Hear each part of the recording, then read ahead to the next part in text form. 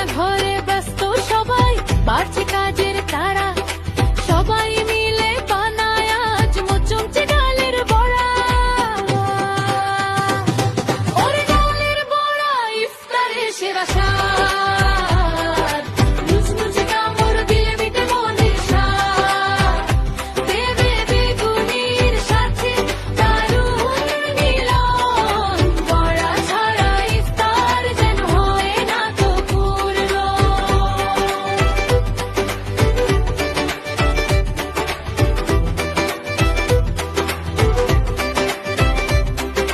মুয়াজ্জিনের আজান শুনে মনে জাগে সুখ, এক চুমুক শরবতে শান্ত হয় মুখ।